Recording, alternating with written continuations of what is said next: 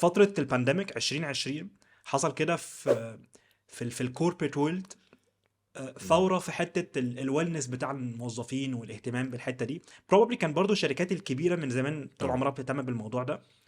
بس اللي دايما اللي احنا بنشوفه على لينكد ان او بنشوفه على انستجرام حاجات قلبه شويه انها تيم بيلدينج which is totally fine، ما فيهاش اي مشكله. هو بس مجرد ان التيم بينتراكت وبيتعامل مع بعضه.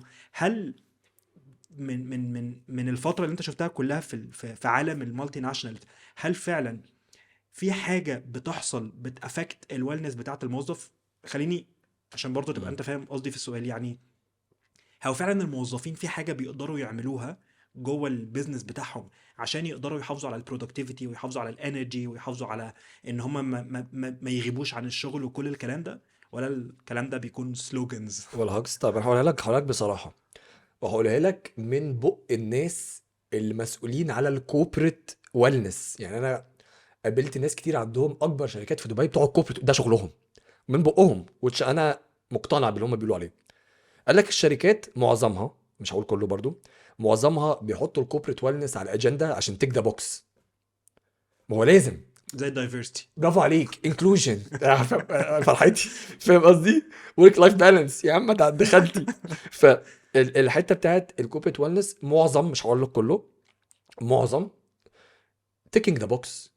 لا انا الموظفين بتوعي لازم احط السلايدايه على الكوبريت ويلنس والاكتيفيتي وناخد الصوره بلا بلا بلا. رياليتي ايه؟ جلاشه.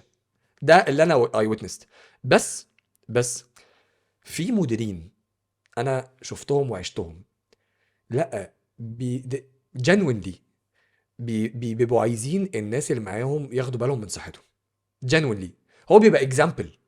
ما هو الراجل ده بيبقى اكزامبل. بتشوف كتير قوي جنرال مانجرز في فيري جود شيب، جاي الصبح منعنش، انت فاهم قصدي؟ فده بيبقى انت بالنسبه لك حد انت باصص له وعايز تبقى زيه، فبيبقى اكزامبل وبيبتدي يتكلم معاك وانت بتتمرن بيهزار فشفت ناس بتتغير على ايدين مديرين شاطرين انديفيدوالز. بس هل انا النهارده شفت الكوربريت او الشركه اللي فعلا واخده الويلنس تو ذس ليفل، وفعلا دي كير، وفعلا فعلا انا في خبرتي ما شفتهاش. طب انت حاسس ايه ايه الحاجات فعلا اللي الشخص اللي بيشتغل في الكوربريت وورلد او بيشتغل في ديماندنج يعني شغلانه بس متطلبه، هي يا شغلانه يا متطلب، مهلكه، ايه يا الحاجات اللي هو محتاج يعملها تو مينتين مش ورك لايف بالانس لان بنسبه كبيره ما فيش حد اصلا بيعمل يا دي بتبقى برضه خدعه سلوجن. بس ايه الحاجات اللي هو يقدر يعملها عشان يتعامل مع الضغوطات وفي نفس الوقت يحافظ على صحته ويحافظ على الانرجي بتاعته، هنس في الاخر ممكن تحافظ على او تعلي الانتاجيه بتاعته في الشغل؟ مليون في المية. والكلام ده بقوله للتيم بتاعي. ماشي. الرياضة مقدسة. الرياضة زيها زي الشغل. لا مش أقل أهمية في أي حاجة. معنى كده إيه؟ معنى كده إن أنت whether الصبح أو بالليل، ودايما بنصح الصبح عشان يعني تخلص، بس يعني whatever، الصبح أو بالليل الرياضة أكنك رايح شغلك، مش اوبشنال. لو أنت حطيت الرياضة whatever إيه رياضة، ها؟ مش بتكلم على الجيم. لو أنت حطيت الرياضة في مخك هي nice to have، حلني عارف كده، زي اللي كان ايام ثانويه عامه، دي كانت امي يعني. انت هتخش عايز تجيب كام؟ اقول لها 80%، يبقى هجيب 60، عارف؟ نفس الكلام. لو انت حطيت الرياضه نايس تو هاف، انت وحظك. لكن انا الرياضه بالنسبه لي، او حتى ابويا دي جايه من الحته دي من عند ابويا، الرياضه بالنسبه لي زي الشغل. فانا قبل ما اجي لك النهارده كنت في الجيم.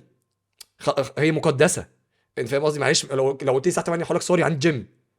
فاهم؟ ف امبارح كنت بتكلم مع حد معايا في تيم، بقول له بتتمرنوا؟ مش شايفكم يعني في الجيم الفتره دي؟ ما اصل انا رخم، مش فاهم يعني.